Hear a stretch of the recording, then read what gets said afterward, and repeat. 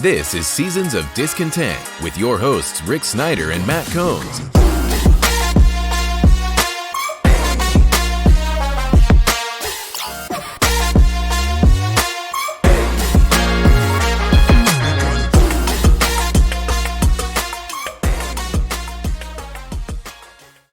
Welcome to Seasons of Discontent, Season 9, Episode 17, brought to you by Rick Snyder's Washington. And I'm Rick Snyder. I'm Matt. And we're back discussing all things Washington sports and life as part of the mighty Rick Snyder Network. So please like, share, subscribe, comment, and hit the thanks button. And today is the third anniversary of the Rick Snyder's Washington. Didn't think it'd last 3 days. No, definitely didn't think it would last back in the burgundy and gold hour days. Yeah, 13.2 million views. Very good. Including about 20 for the show. So yeah. More people have to watch the show, but no, it's doing well on the X, if that's what we're calling it now. It's still called Twitter, Rick. It says Twitter. The website is twitter.com still. It's not x.com. I know, but everybody calls it X. I don't. I saw a cartoon where they were like, an X means death. And he goes, no, he doesn't. And it showed a cartoon with the X's over their eyes. I said, yes, it does. He's now talking about making it a dating app. I know. If he does that, we're all gone. Yeah, we're all leaving anyway. But I tell you, that Instagram Threads thing isn't taking off. That's a jarbled mess. I tried that for 2 days and was like, it's unreadable.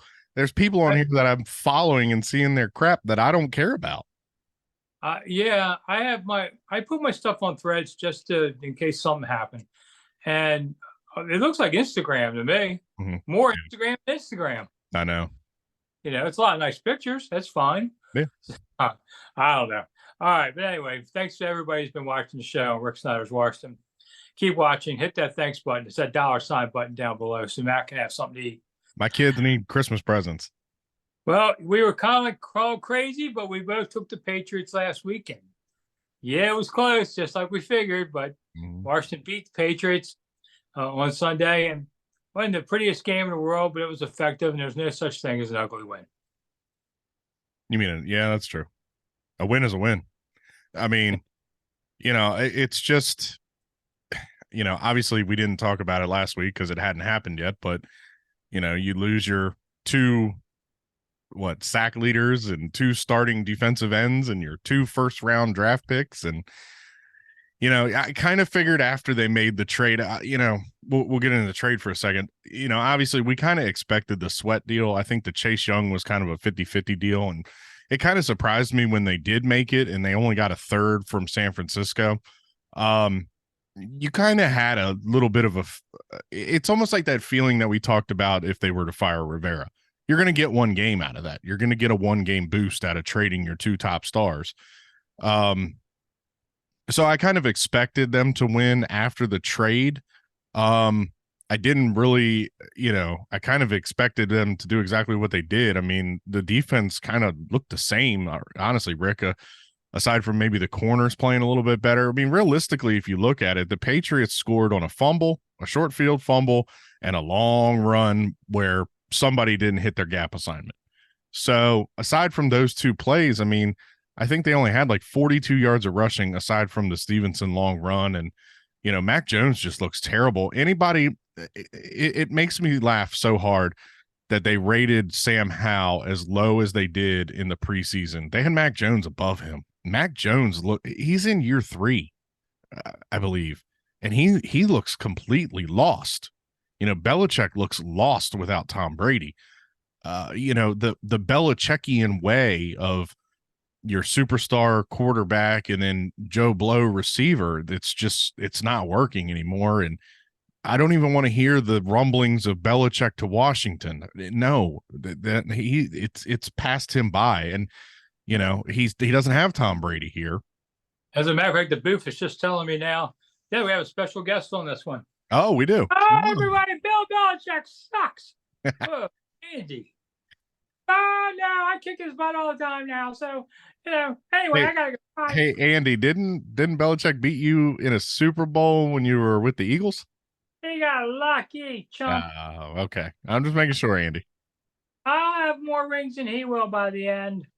More division championship rings, yes. All right. Well, all right, I'll let the other Rick do the rest of the show. Okay. You know, Andy, he likes to come by. I know. So Thanks. I hit a bunch of topics there. So I Right. don't know, wherever you want to go with this. All right. Well, who trades their two starting defensive ends, in midseason like this? But they knew they couldn't re-sign either of them. They didn't want to re-sign, at least Chase. Chase goes to San Francisco and then badmouths the organization in a passive way. I mean, come on, dude, show some class. He's like, they didn't have the culture of this. You're the number 1 draft pick, number 2 overall. You're supposed to set the tone. Right. Instead, you never came to a voluntary camp for starters, and played selfishly. And they just decided they were better off without you. And that's a big blow to have to do a 2nd overall in the draft and just eat that one. Montez goes to Chicago, says, I don't know if I want to sign a deal or not. And the next day, he's got like $95 million or something. Well, yeah, that was the thing. As soon as they traded him, all the rumors had come out that Atlanta was hot on his heels. They wanted Kyle Smith's down in Atlanta and wanted him, and they were prepared to give a 3, and they wanted to sign him to this extension. And then the Bears swooped in with a 2. And of course, you have to take the 2 because look, this team, there's too many needs on this team that you have to address. So you got to take the 2. And then, everybody kind of expects, oh, well, he'll play with the Bears for the rest of the season, and then he's going to go to Atlanta, and then turns around and signs, like you said, a $98 million deal. And, I have the red zone. I didn't see Montez Sweat very much on the Bears game. I don't know. It's not a Josh Dobbs situation where you can, come in on a Wednesday and lead your team to a victory. It's a different position, obviously, but, maybe he didn't have enough time to learn the playbook or something like that. But yeah. He wasn't effective this past game. He played some third downs. But like I always say, when people ask me about free agents, would they come here? Would Washington's not attractive enough? It's always about the money. Always about the money.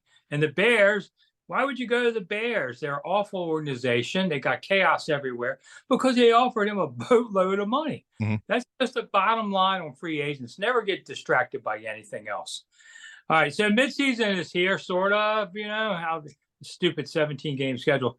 So I did grades. I wrote a column for Odyssey.com, which is 106.7, The Fan. And I gave the grades. Let's go down a little bit. I gave the team grade the same thing as the coach's grade because I find them aligned. I gave them both a D. They just underperformed. Maybe this team could have been so much better if they had 4 games they could have had. And I just found them flat too many times, not unresponsive to games at times, missing a clock management stuff. I mean, I think it's been a poor effort overall. Obviously, the first last week we talked about the potential to be 7-1 at this point, with your only real loss was to the Bills. And then I watched the Bills on Sunday night against the Bengals go out and completely vomit all over their shoes. The Bills are not what they were when they played us. Are they a higher tier team than us? Yeah, sure. They're built to win.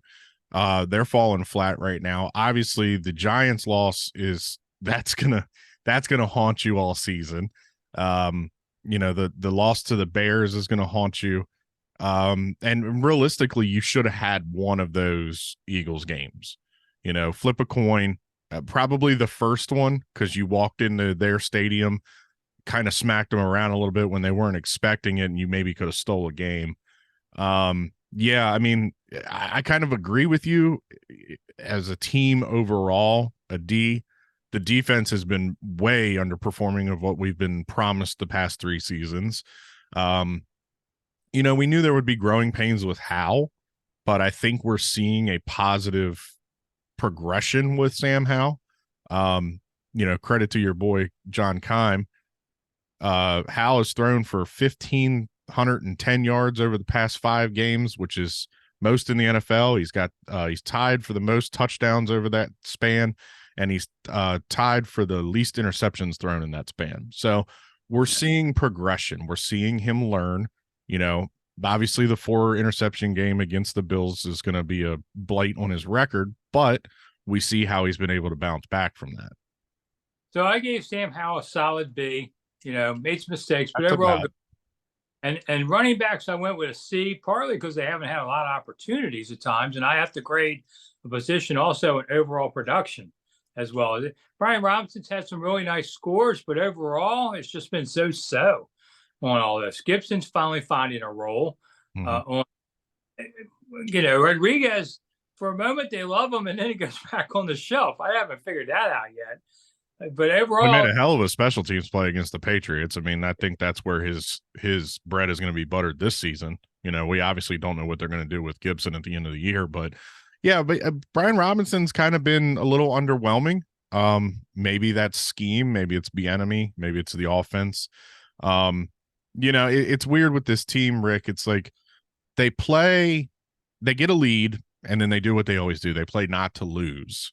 And they become too predictable, and that's why Brian Robinson won't have any success, because when it's 5 minutes left in the fourth quarter and you've got the ball, well, they're going to give it to Brian Robinson 3 straight times, and realistically too, I mean, they're kind of attached at the hip, but the up until last week when they made the changes in the offensive line, we haven't had a good offensive line to open holes for them. That's true. Sorry, receivers I gave a B+ just because they played very well. I mean, A lot of drops. You cannot talk about this wide receiver crew without these drops. I mean, we saw it on Sunday. That score should have been 31. They should have scored 31. I mean, Diami had a surefire touchdown in the end zone that he dropped. Dotson's had the drops over the past couple weeks. I'd even maybe give him a B-. All right. Offensive line, I gave him a D, but there's hope that with Tyler Lawson and Chris Paul plugged in this last game, they didn't really give up much for sacks. It wasn't a great team to play, but Ron says, well, these guys are 30 pounds heavier each, and that's why we did this and found success. Well, why didn't you do that in the beginning of the season? I'm not giving you a trophy for this move. You should have done that a long time ago. I'll say this, Sadiq Charles, you have lost your job. Yeah. I mean, he's hurt again. So, and the thing is, honestly, Rick, we've called for Chris Paul the past couple seasons when he's been sitting on the practice squad. I mean, we knew the guy could play. We just needed to see it, and you're seeing it. The D line, I gave a D. Yeah. And it troubles me as Payne has 1 sack. Allen has been bothered by a bad foot all season. You're going to rely on them more now, and they've been gashed too many times this season. Now they won't have any pass pressure in the future. Definitely an underwhelming line. And so let's go linebacker. I gave him a D-. I didn't give him an F. Yeah. I probably gave him an F. I mean, Jamin Davis is flashing a little, but I went D-. Yeah, F for the linebackers, because I'm sorry, this 2 linebacker set where, when you're playing a guy like Castro Fields, he's a glorified safety. He's a little bit heavier safety. I did like KJ Henry's sack. That wasn't a sack. I don't care what that referee said. He's so full of baloney. He's up to his eyes in it. Maybe there's hope there, and they brought a couple of linebackers off the practice squad that maybe we'll see flash. But yeah, I mean, it's a similar situation with Jamin Davis compared to the defensive line. I mean, that's a guy that you spent a 1st-round draft pick on, that everybody said that you reached on, but you liked his background or his guts or whatever you want to call it. He hasn't performed for the 15th or 16th overall pick. He hasn't performed. That's a guy that's got to be a game changer. You look at a guy like Derwin James with the Chargers. He was picked 17th. He's a Pro Bowler. He's a game changer. I don't know. I went D on the secondary because I've been underwhelmed. What's wrong with Kendall Fuller this year? Yeah, Fuller just looks like he's getting beat and he's lost. They're all like that. They're all playing too far off the ball, to be honest. Yeah. All right, special teams. I gave him a B+. I mean, coverage units could be a little better. Crowder's been a nice surprise lately. Cameron Cheeseman's got rid of the yips, on all that. So, they haven't been perfect. I won't go A, but not bad. Yeah, Tressway's a Hall of Famer. Joey Sly hit a 61-yarder. That's about all you can say. Before we go, do you like the Nats shifting to a 6:45 start next year? Yeah, I'm getting older. I want to go to bed earlier. There you go. All these people are like, I can't get to work from work in time. Whatever, dude. I'm not worried about it. I'm not either. The Orioles started doing this year, and it was kind of cool. I mean, it's nice. You could sit down right at the end of dinner and watch some baseball. It is kind of a weird starting time. All right, we'll be back on Thursday night or Friday? I forget. Friday morning. Friday Friday morning, 6 a.m. There you go. We're up at the dawn. You get to All right. listen to me and Rick while you eat your cereal. Try not to vomit. There you go. All right, guys. Thanks for coming. See you soon. Bye. Thanks for listening to Seasons of Discontent with your hosts, Rick Snyder and Matt Combs.